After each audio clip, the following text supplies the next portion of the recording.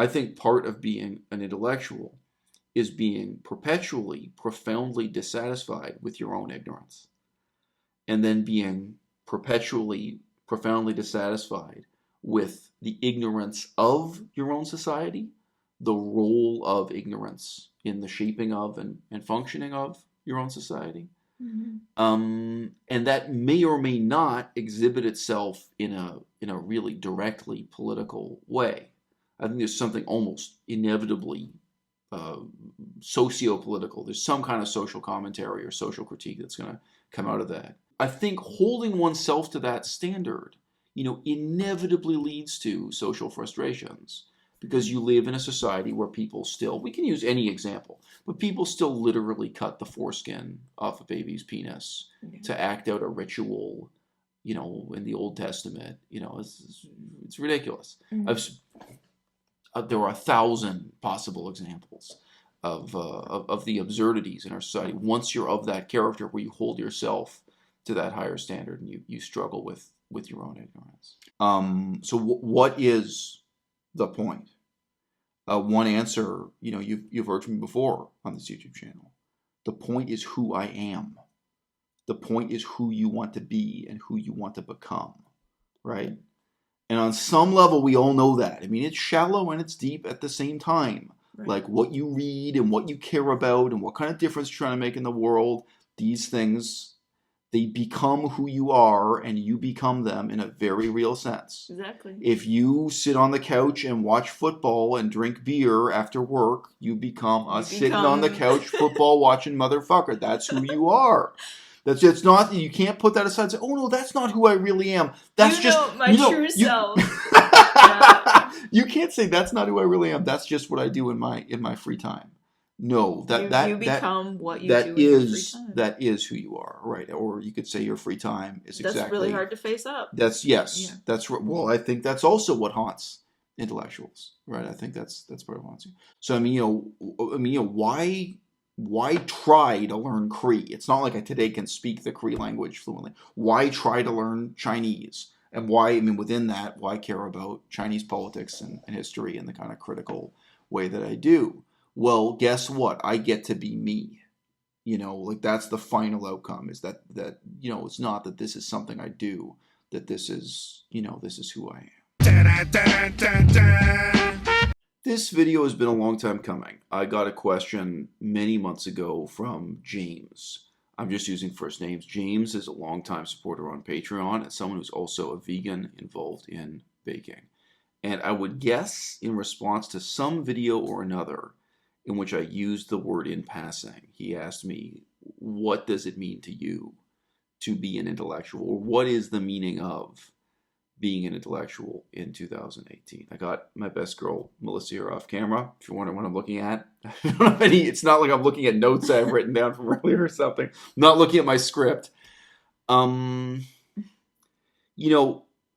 I have like 6 different things to say here, and none of them are logically linked together. So one of the first things I have to say, I was chatting with T-Cat recently, and he meant this in a totally positive way. But he said, jokingly, Eisel, stop calling yourself an autodidact. He said that's one of those laughable things that makes everyone cringe. Like if you call yourself an autodidact, he said, this was his joke or what he was saying, he said, it's like calling yourself an entrepreneur. Now, I get the joke he's making, but this is one of those things. Wearing a cowboy hat isn't camp and it isn't a costume if you're actually a cowboy. If you actually work on a ranch with cows, you know what I mean? Yeah. Wearing spurs on your boots, it's not a Halloween costume if that's what you actually are. And, I get the joke he's trying to make. Like, there are people who call themselves an entrepreneur, maybe especially on YouTube, maybe especially within the vegan movement, or maybe especially just maybe in fitness or something. Maybe he's thinking of some other, I guess that's true. The fitness YouTubers, they make an ebook or they say they're giving Skype coaching and they call themselves an entrepreneur. Okay, once in a while, people using that word it's maybe cringeworthy. But what about the people who really are entrepreneurs, or people who really aspire to be, people who are studying hard and working hard? Because that's really how they see their their career path. And what the reason I mention this, though, is the really sort of snide undercurrent, which I think prevents a lot of people from even thinking through what it means to be an intellectual, whether or not it's something they aspired to be in the past or present or future. Because for a lot of people, it's maybe something you toyed with as a teenager, and it's something you come back to later in life when you have some more time and leisure or something, after a period of desperately trying to make rent money. This culture that exists on the internet and to some extent in real life of kind of denigrating people for any pretensions they may have, and on the other side of that, look, we've all seen movies that depict people who have ridiculous potential. Pardon me, people have ridiculous pretensions and become the butt of the joke, in the movie and what have you. But having ambition and having the vulnerability to say openly that you have that ambition, whatever it is, it's not such a terrible thing for someone to want to be a poet. Should they really be the butt of every joke? And, at the same time, there are so many pretensions in our society we're all supposed to take, so tremendously seriously. I mean, white American culture is like that. The idea of the dream and don't puncture someone's dream and so on. There are certain forms of, affected innocence, of being a dreamer, that are culturally valorized and protected. And there are others that are always kind of, the butt of a joke and so on. So look, just to dispense with that example, briefly, when I say I was an autodidact in learning Laotian, the Lao language, I mean I had no teacher. I had no school. I had no college. I went to the library. In some cases I did in effect make my own resources and textbooks. I can remember going to one library where they had photocopies of handouts that were used in United Nations refugee camps, for the Lao language education materials, and looking at that and being like, okay, what's useful here? And French colonial dictionaries, the language in the French colonial period, Laotian to French, and then figuring out the writing system had changed from that period to the modern period, and figuring out how the spelling system worked and documents from different eras. I was an autodidact in every possible sense of the word. Maybe, for you, maybe for a TCAT watching this or for someone else watching this, maybe you think it's a joke for someone to call themselves, an autodidact. Maybe sometimes it is ridiculous when people call themselves a cowboy, okay? But what about when we're talking about people who actually wear that hat or wear spurs on their boots for a reason? At some point, the kind of endless cycle of, undermining other people's, ambitions. That's what we're talking about, not pretensions, but ambitions. To no end. At some point, it has to stop. At some point, we have to start living in earnest and living without, really irony for the sake of irony. I say this as someone who certainly enjoys. I don't know. I used to joke that irony is a force as inevitable, as irresistible as gravity in the universe. I laugh at myself a great deal. I laugh at others, at least here on YouTube from time to time. But yeah, there's a real question of what does it mean to be an intellectual. So anyway, I'm going to ask my girlfriend this because I think her perspective is totally different. Something else I want to say right at the start of the video. One of the 6 or so disjointed thoughts I have about this is very sincere and for me runs deep. I think part of being an intellectual is being perpetually, profoundly dissatisfied with your own ignorance. And then being perpetually, profoundly dissatisfied with the ignorance of your own society, the role of ignorance in the shaping of and functioning of your own society. Mm-hmm. And that may or may not exhibit itself in a really directly political way. I think there's something almost inevitably socio-political. There's some kind of social commentary or social critique that's going to come out of that. But this about me, the way that I'm constantly aware of my own ignorance and gaps in my knowledge, and it's not that I'm self-censoring, but whenever I say things to you that's really outside of my area of expertise, or it's based on one thing I've read, I say, look, this is only based on one or two things I've read, or this is whatever.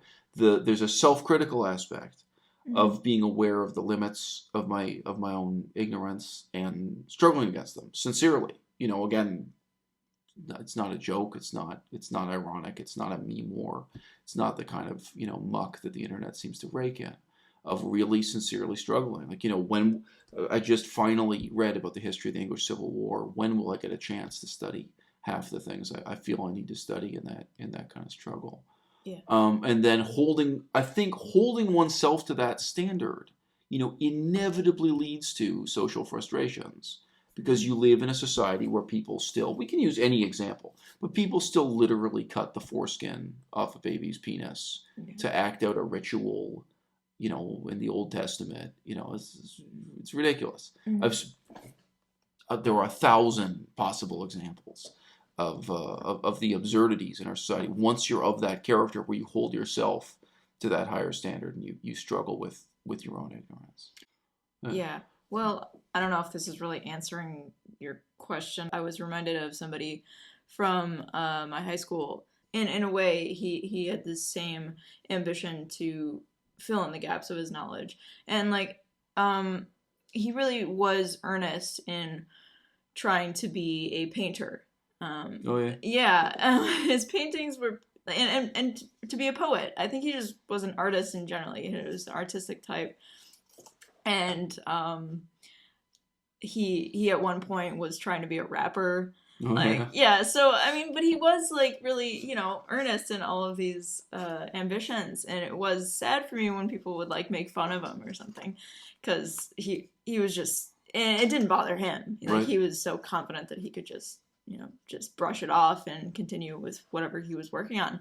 But for somebody else, it is hard to see that drive being made fun of. Yeah. And I think that is a problem in our society. As compared to the way he would have been received if he was putting his ambitions into playing football. Yeah. If he was putting his ambitions into just playing video games or exactly. earning money or joining the army But I think at the root of, this particular example, and also, for me too, it is just a dissatisfaction with society and feeling and also just dissatisfaction with your own level of knowledge on any topic, Well, look, but I was going to say, you're mentioning, I think, a stereotype of intellectuals, which it makes sense, but falls apart under examination. Being an intellectual is completely separate from being an artist. I mean, I think if anyone pauses to think about it, it's obvious. But, is Harvey Weinstein an intellectual? There are all kinds of examples of artists who are not intellectuals, who are people who've devoted their lives to creative arts, whether it's painting or filmmaking or music or what have you, and they're not intellectuals. So it can't be that it has anything to do with being an artist. I just say they're two separate things. I totally see you can be an intellectual, and for that reason, you're in the arts. Yeah. You can be an intellectual, and for that reason, you're a scholar or a researcher. I mean, there are all kinds of things you might put that impulse into.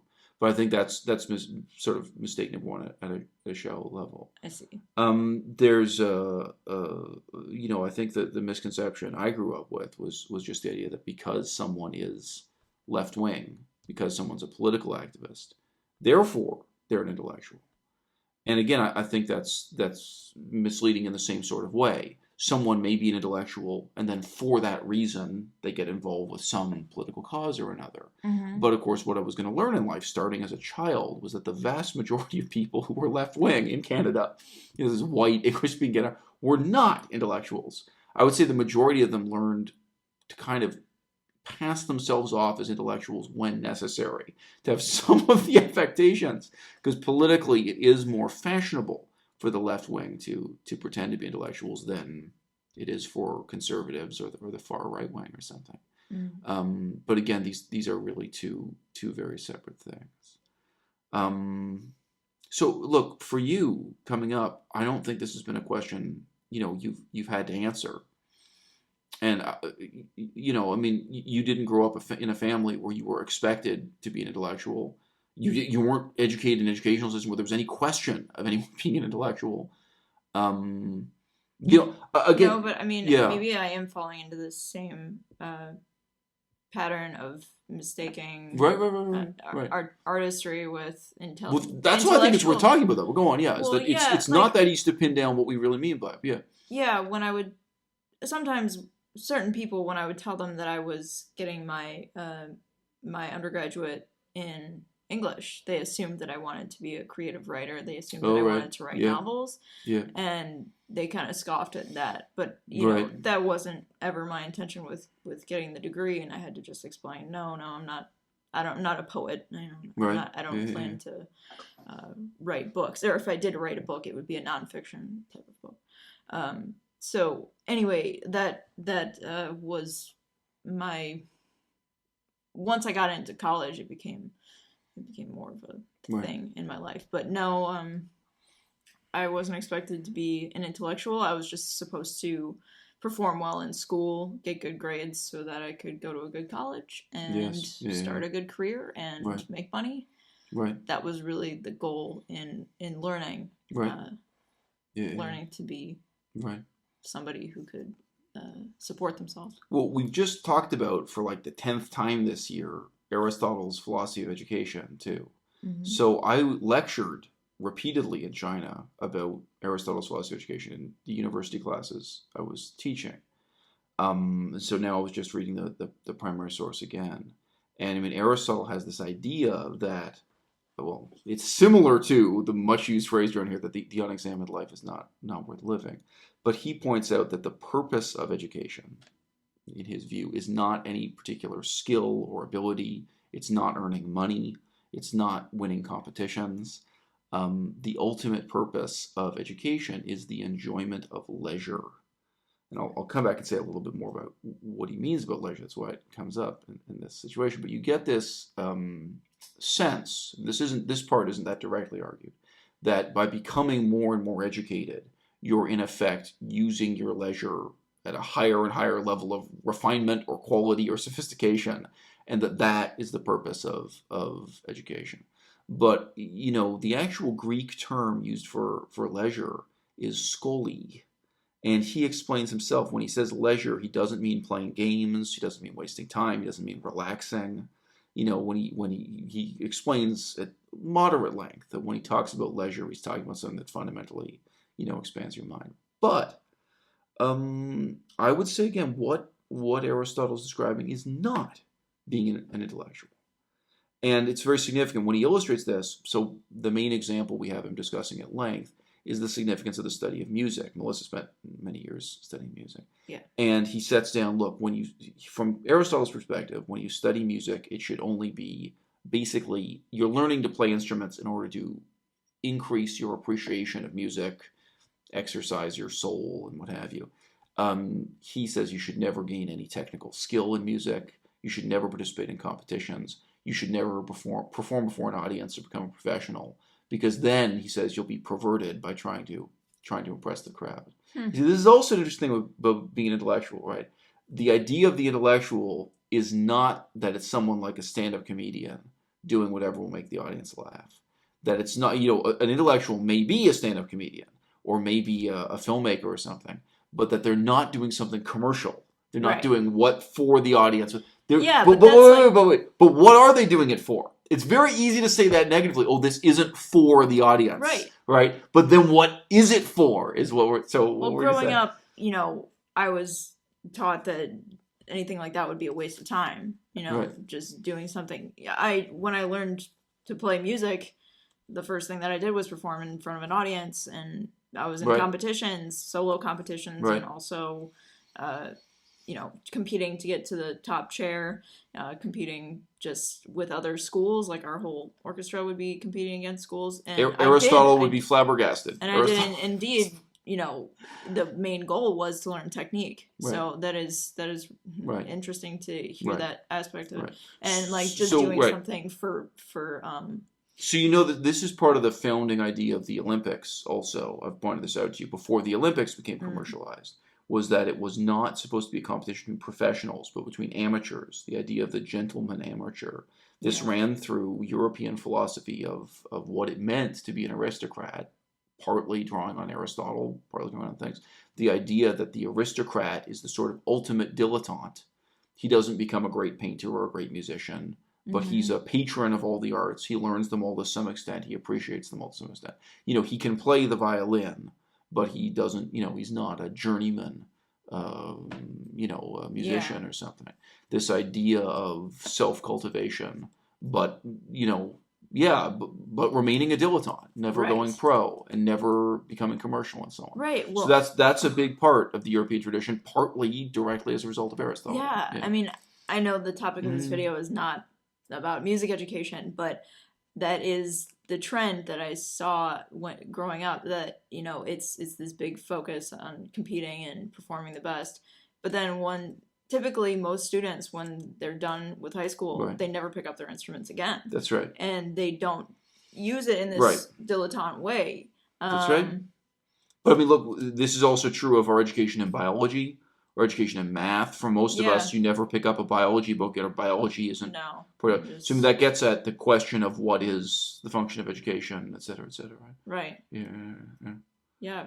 And I just say, by the definition I proposed at the start of this video, too, I think it is possible to be an intellectual within biology or within the pure sciences or what have you, I think you'd be applying the same underlying profound dissatisfaction to a critique of what's going on in, the establishment of biomedical research, or and obviously to your frustrations with your own ignorance or what have you, than having that play out in one way or another. Yeah. So look, in what context in 2018 would anyone even describe themselves as an intellectual? So I mean, almost the only time this comes up in my life now is people on the internet and people who are really not even in a position to say this, telling me that I'm not an intellectual. Yeah, saying that you're a pseudo-intellectual. I've seen that. See this kind of insult. And, I mean, sir, but in what context would I even say that I am one? Like, how can it even come up in our society? I mean, sorry, autodidact is different. I have to tell people, no, I taught myself this language. I became a scholar in this field or that field with, no expertise, with no outside source of authority or formal education. Sure. Yeah. Being an autodidact comes up, and normally it's kind of a bad thing. It's as opposed to being a formally credentialed person in the field or what have you.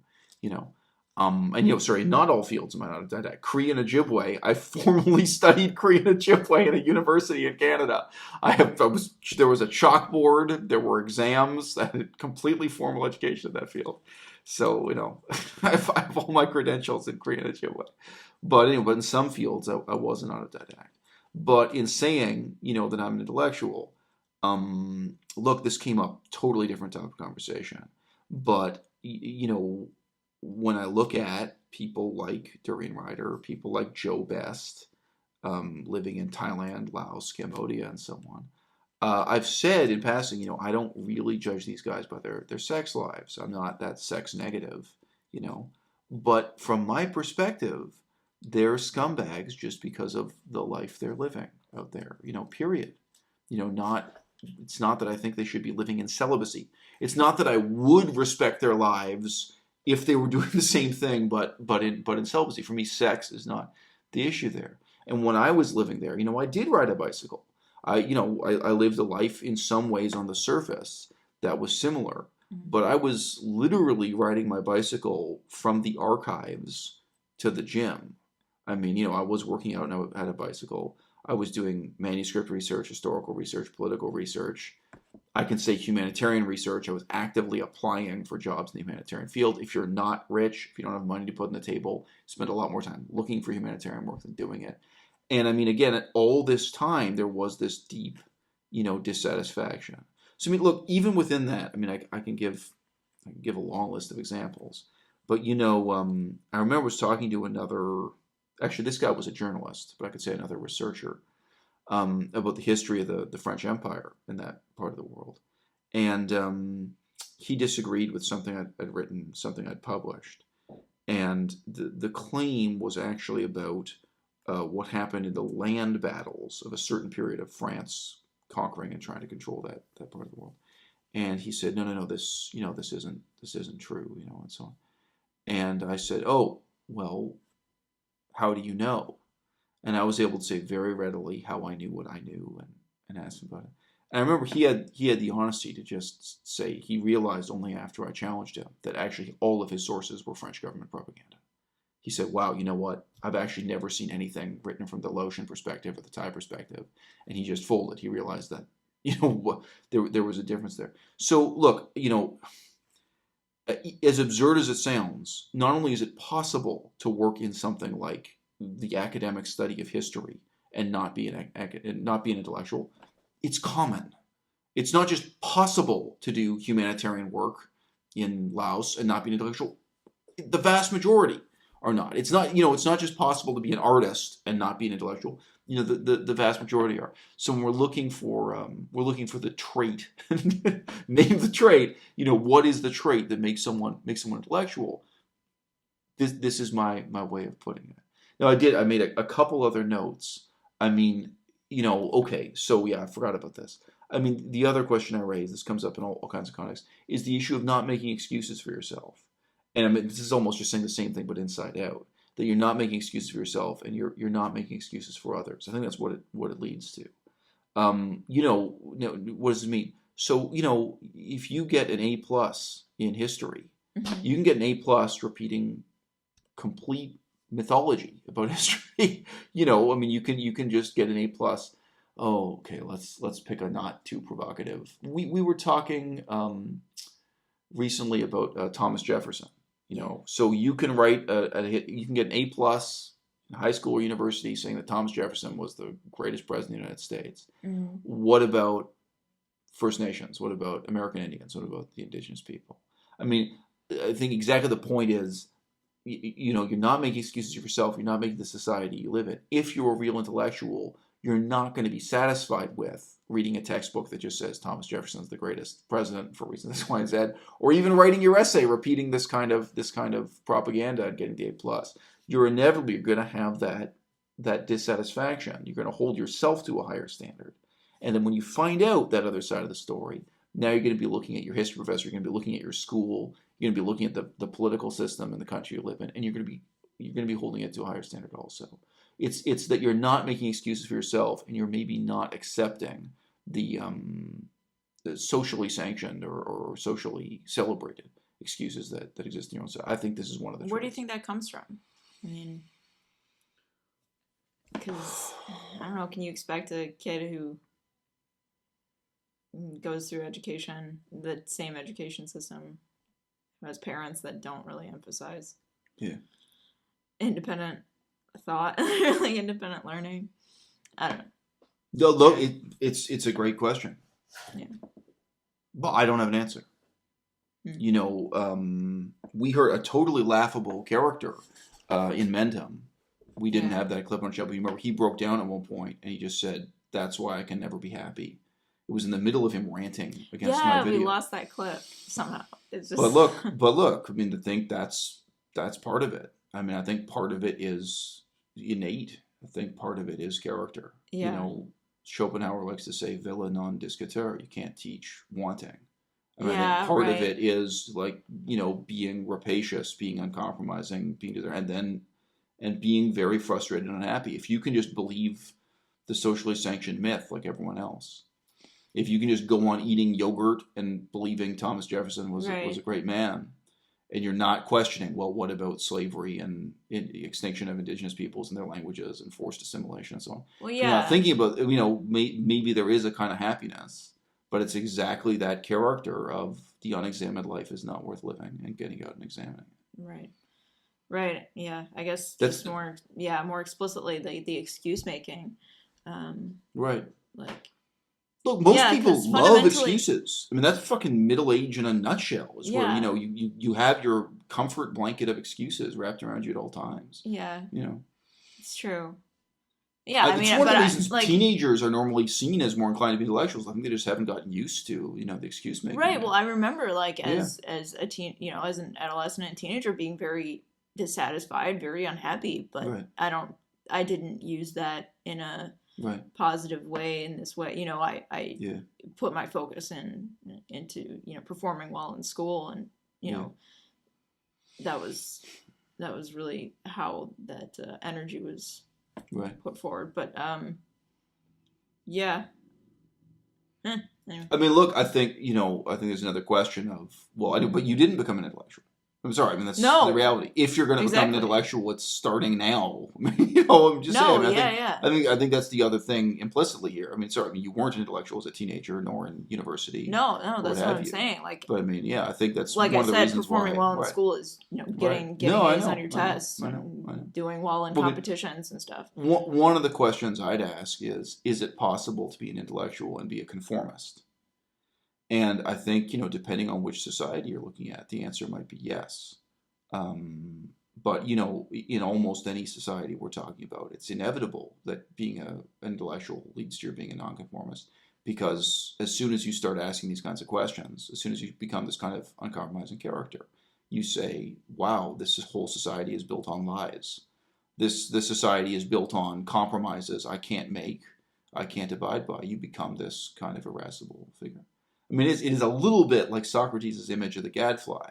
But the problem is, with Socrates' image, the gadfly bites the horse. Mm-hmm. And I'm pointing out, the intellectual, you bite yourself, much more than your discomfort. In other words, it's your own misery, it's your own discomfort, on a very, very fundamental level. Yeah. But, if you live in a radically better society than the one we live on, if you live in a society that's not built on genocide and lies about genocide, that's not built on people eating yogurt and lying about yogurt and cutting the foreskins off of the penises of babies, if it's not built on all these ridiculous lies. So, but even for the United States in your generation, I mean, your whole life, the United States has been at war with countries most people can't spell properly. There's been constant war of the most meaningless, unforgivable kind. And that stuff bothered me deeply, Canada's involvement and everything else. People talk about the Vietnam generation. Well, your generation is the Afghanistan and, Iraq generation. Some people may just care less.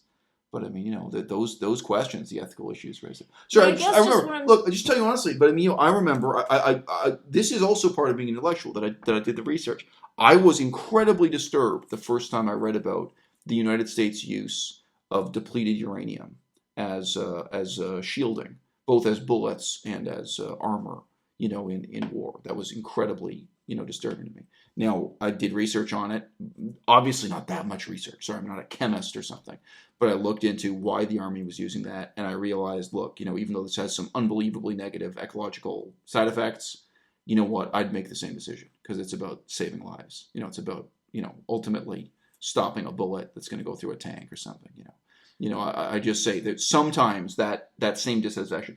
But still, I can remember my sense of horror that started me looking into that, But didn't you have didn't you have somebody that you could emulate this? So go on. It's a great question. No, because I thought the way to better myself, or right. to be, I don't know how to say this without sounding like cocky or something, but to prove to other people that I was more intelligent than them. I was like, I'm gonna work my ass off and get into the best school in the state and stuff. I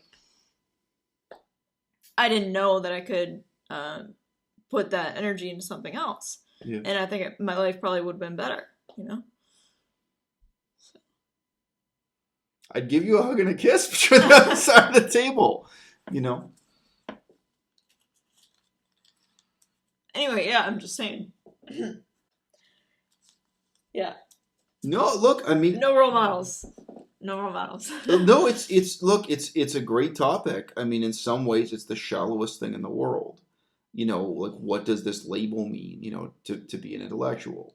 Or and I'm asking this at a time in 2018 when almost nobody uses the label, and when it is laughed at. Sam Harris has tried to revive the label and talks about the intellectual dark web and this and it is laughable. It is worth scoffing at. It is worth ridiculing. It's true. I mean, like I say, are you wearing a cowboy hat because you're actually a cowboy? Or is it dressed up for Halloween? Some people are real intellectuals and some are not. Yeah. And it's really interesting to get down to the question of what that mark is. Sure. Right. Exactly. But I mean, what can I tell you? No, I didn't have these role models. I'll talk a little bit more about that.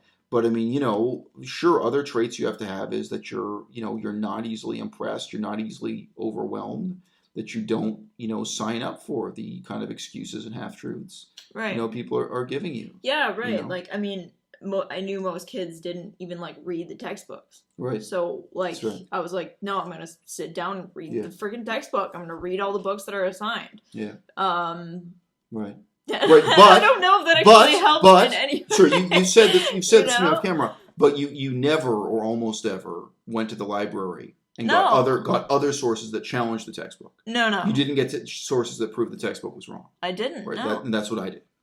Right. I didn't want to go against the rules. Right, I was really but that's taught what to I stay did. in line. That's what I did even in theater.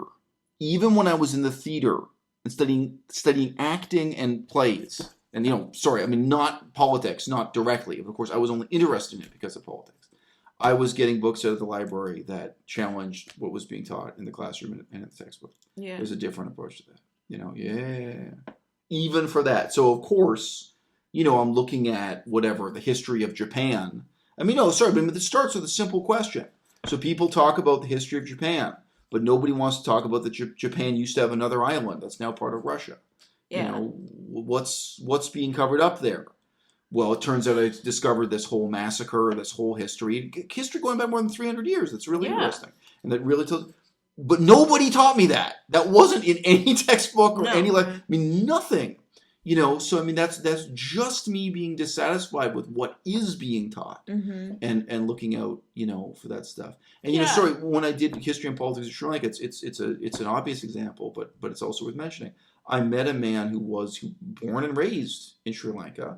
He was Hindu, and even though he was a critic of the caste system, so this is caste, C-A-S-T-E. Caste system is a system of ethnic and economic inequality. It's hard to explain. It's similar to apartheid or what have you, but it's a traditional form of both racism and classism in Indian culture. So this guy I met, he lived his whole life in Sri Lanka, and he was very much aware of the caste system within Hinduism.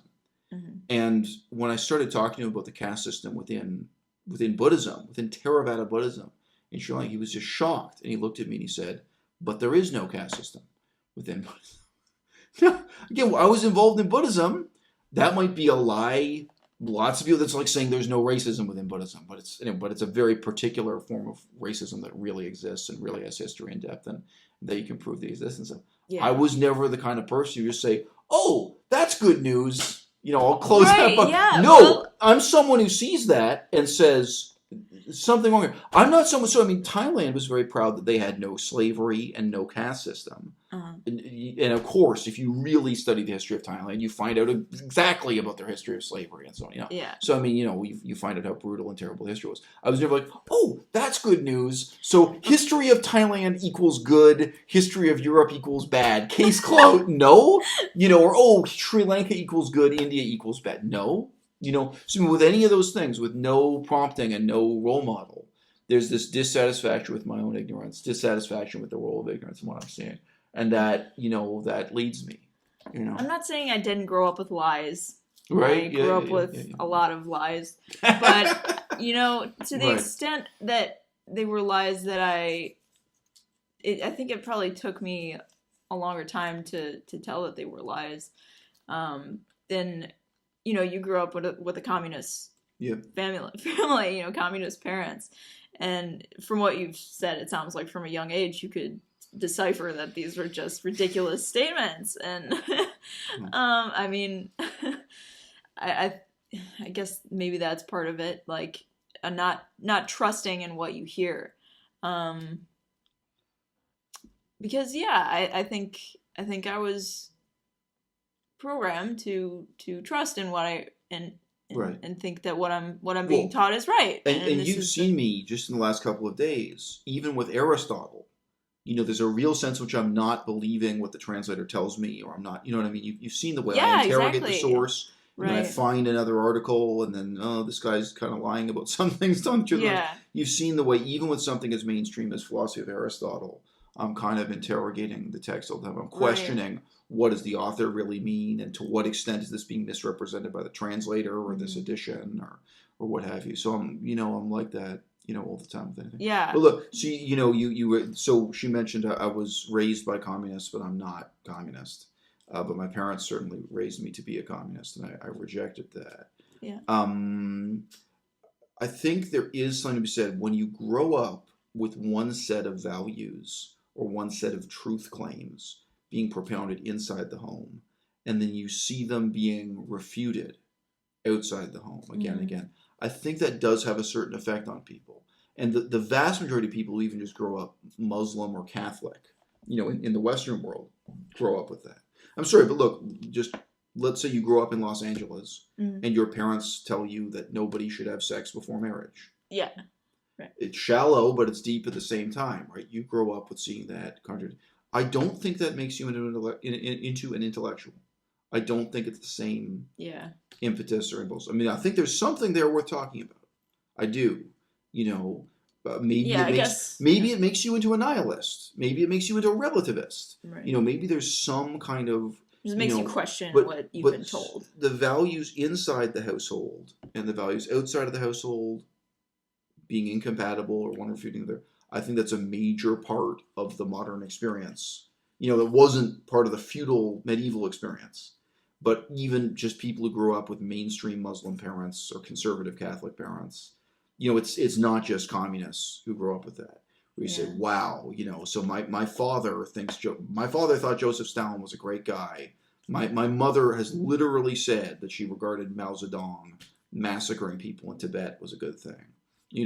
That's what's inside the household, and then even just what you see on newspapers or what your school teachers say or something is kind of. But I don't think that makes you. I don't think it makes you into an intellectual. Yeah, but I guess the importance of it is that it makes you skeptical, and having somebody that has his influence on you to be skeptical could lead to that trait. But my parents were not teaching me to be skeptical. Yeah. They were teaching me to be dogmatic. Yeah. As I said before, I said I could say a little bit more about it, but I mean, okay, I said earlier that being left-wing or even being just hyper-political, being someone who cares a lot about politics, doesn't make you an intellectual. I would here combine that with the fact that being an expert doesn't make you an intellectual. So in Laos, or Southeast Asia, but this could be anywhere. This could be in Canada. This could be anywhere. If you're an expert in sewage treatment, you're an expert in pipes and plumbing, you can do great work all over the world in the humanitarian sector, refugee camps, third world countries need this kind of expert. And I dealt with experts in a million fields, but in many fields, But you can meet someone who's an X-ray technician doing humanitarian work. But you can also meet people. You can meet someone who's an expert in physics, and they're like, they're there. They would normally be Germans. They'd say, they decided to come out to Southeast Asia and really help the university in a third world country improve their teaching of physics and their physics experts. Yeah. You met people doing that, okay? But being an expert is very often dogmatic. Those people will come to Laos and they say, hey, I know the true physics. I know the true way to teach physics. I'm an expert in the science of physics. I'm here to show you what's done. They may genuinely know. They know sewage treatment, and they're here to show you the right way to set up your sewage treatment and so on. No, to set so up I'm not using super culturally relativistic examples here, right? Mm-hmm. But they're not there to learn.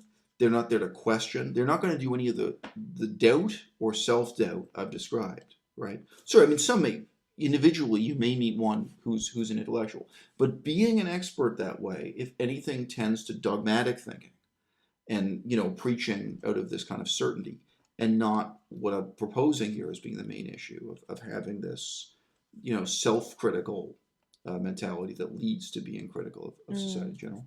Yeah. And I would say that is very much the attitude of hardcore left-wingers, communists, socialists, and just dogmatic left-wing people. They feel that they are an expert in the suffering of the poor, revolution, economics. A lot of them feel they're expert. They know something about economics, or they know something about political conditions and progressive politics. And then they're just dogmatically informing other people of what that is.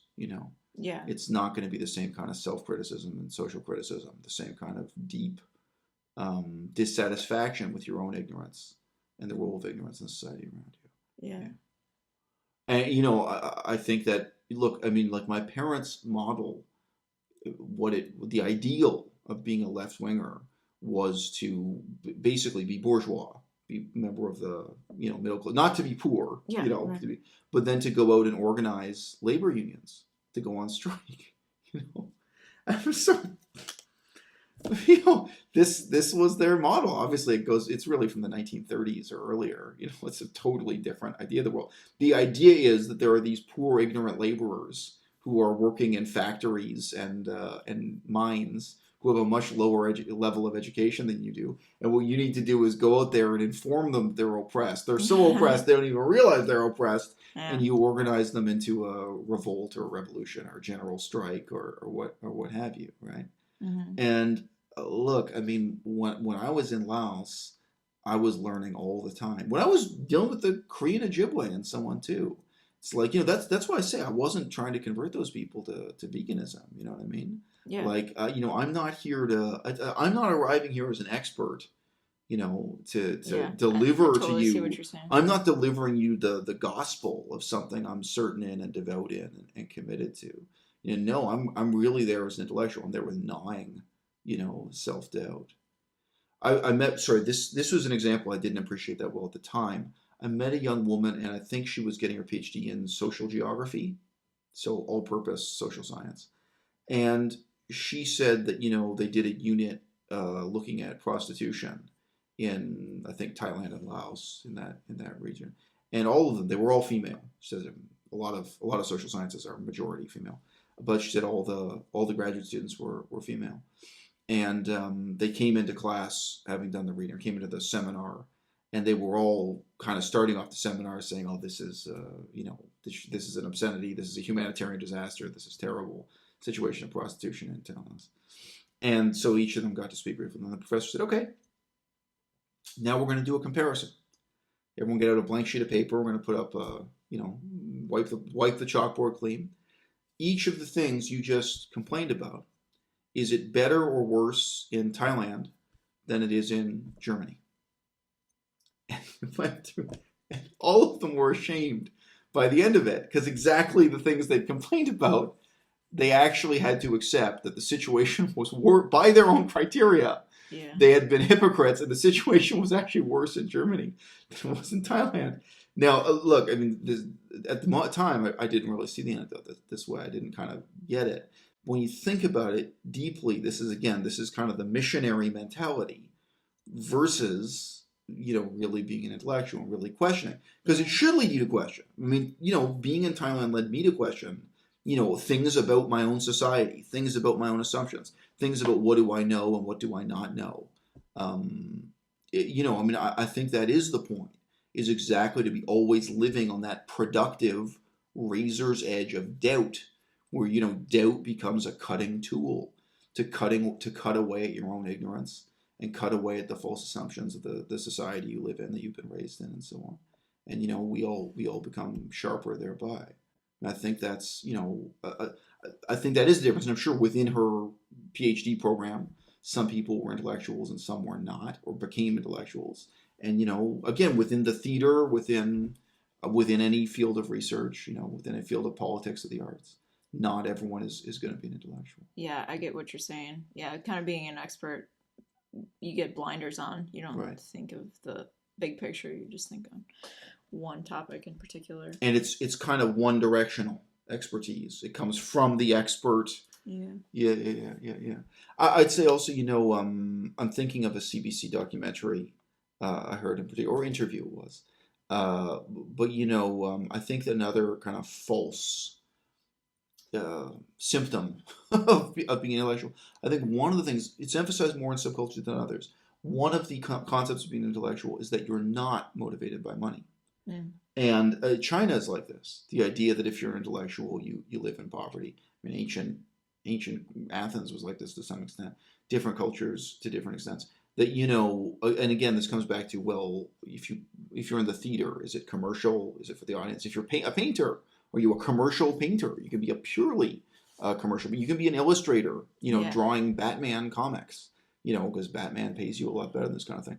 I think again that's actually really a false. There's some overlap there, but that doesn't make you an intellectual. The fact that you're not motivated by money, or the fact that what you produce as a researcher, as an artist, as a writer, as a political activist, because again, one of the things is you could just be an intellectual and just be directly trying to change the world through politics.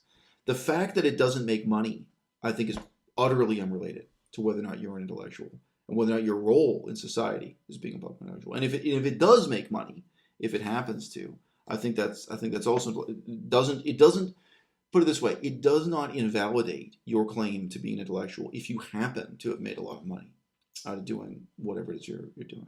So I think that's really profoundly unrelated. Yeah. But this goes back even to Socrates and so on, where part of he literally stood there defending his life in court, and part of what the big deal was, I didn't do this for money. I wasn't. I'm doing this. I'm doing this to awaken Athens from its slumber. I'm doing this to make men question what is virtue. Right. What is the meaning of life, and then to motivate them to be better people, and for our society to be a better society. That's his defense of himself, was I never accepted payment for this. Right? Yeah. So we will see. We will see if life makes a hypocrite out of me. But, we'll see if I manage to combine being a baker with being an intellectual. There's going to be a lot of reasons. There are going to be a lot of excuses to not spend time, researching things independently. Yeah. And, sorry, this is like a personal note, but I guess I do want to. Sorry, I keep going back to this idea because the making excuses thing. I think it was partly how I guess the biggest influence of skepticism was my dad, because of he was never actually he would go to church, but he didn't want to, right? Yeah. He would criticize what I was learning in school, saying it was liberal, but he never provided an alternative, yeah. So, and also my mom was pretty ultra conformist type of person, so it kind of made this ideal for me is to be questioning but still conform, inside then you'll have these doubts, but just on the outside conform and don't just right. Don't let it influence you. So it was I didn't have that extra push, so I do think that is important to have some kind of alternative. And anyway, sorry, I know this is kind of off topic how I'm ending this, but no, I think. What do you mean by an alternative? I think that's the tragedy of being an intellectual, right? Right, exactly. Most of the time, there is no alternative. You don't have an alternative to your school system. You don't have an alternative to your political system, or what have you. Yeah. You're often in the position of just criticizing this and pointing out what's wrong with it. Pointing out how terrible it is that people still circumcise their children. Yeah, people still milk, eat yogurt and so on, right? And you don't, So I think that's part of it. Is that it may be largely or entirely destructive. Yeah, but I do think it's important to continue doing that as we right. if we do, right. If we do become bakers, and that becomes our right. full-time jobs. Well, look, I think though this comes back to the theme of people kind of ridiculing one another for being intellectuals, mm-hmm. or seeming to be, or calling themselves intellectuals. Because our aims in life are extrinsic, but they're regarded as intrinsic by others. They're regarded as your identity. So, you bake bread for a living, so you are a baker. And then there are all these assumptions about that, who you are and what you do and so on. You've seen that. My ostensible job has changed from one month to the next. I have been a professor. And if you want to say that, if you want to say, oh, I'm a professor at a university in China, that may suggest certain things about you. And, there was a time when I told people, well, I am, involved with First Nations languages, Korean, Ojibwe, and this is what I'm studying, and these are the projects I'm trying to do. And there was another time when I was doing humanitarian work, and, another time when I introduced myself to people, and they said, what are you doing? I said, well, I've been doing research on stone inscriptions and palm leaf manuscripts in this ancient dead language. I mean, Yeah, but so like, these are aims. They're extrinsic. They're created by fleeting, bizarre circumstances, that come and go. But who I am and what drives me as an intellectual has utterly, remained the same. yeah, right. And your reading isn't your Right. intellectual pursuits aren't governed by what your Right. what your goals for making money are, like earning money, Right. whatever your career was at the time, Right. you were a professor, but you Right. were reading on the side things completely unrelated, or Well, right, and my reading also wasn't limited the way yours was by the courses I took in college. yeah, right. Well, just I mean, So even just that, recently, right. like you're reading up on Greek literature and you read Yeah. about the English Civil War. You're not intending Yeah. to go into the Right. history of England. You're That's not right. intended That's right. to That's right. to get a master's That's in the right. classics. Well, that's right. Um, But on the other hand, and I'm it's not also motivated by right. money. That's right, You're and not. it's not motivated by money, but it's also true that I'm not satisfied with what Aristotle describes as being a dilettante, with just only Right. learning to play the lute enough to be gratified by the sound of its music. You know what I mean? Like that's what Aristotle's about, is just getting a Yeah. little bit of every color. So and yeah. I mean, I mean, I really admire that, and I think Yeah. there's a subset of people that do admire that, but I Right. think the more people would think about it in more realistic terms and think that you're wasting time, or like Right. that, what's the point? Right. And Right. ultimately you have to Right. make it worth it. You have to make a point. Right. Okay, but look. Okay, so I'm going to give two short answers to that, and then I'm going to hit the stop button here. Yeah. So what is the point? One answer, you've heard from me before on this YouTube channel. The point is who I am. The point is who you want to be and who you want to become, right? And on some level, we all know that. I mean, it's shallow and it's deep at the same time. Right. Like what you read and what you care about and what kind of difference you're trying to make in the world, these things, they become who you are and you become them in a very real sense. Exactly. If you sit on the couch and watch football and drink beer after work, you become a sitting on the couch football watching motherfucker. That's who you are. It's not, you can't put that aside and say, oh no, that's not who I really am. That's my true self. You can't say that's not who I really am. That's just what I do in my free time. No, you become what you do in your free time. That is who you are, right? Or you could say your free time is exactly. That's really hard to face up. That's well, I think that's also what haunts intellectuals, right? I think that's part of what haunts you. So I mean, why try to learn Cree? It's not like I today can speak the Cree language fluently. Why try to learn Chinese? And why, within that, why care about Chinese politics and history in the kind of critical way that I do? Well, guess what? I get to be me.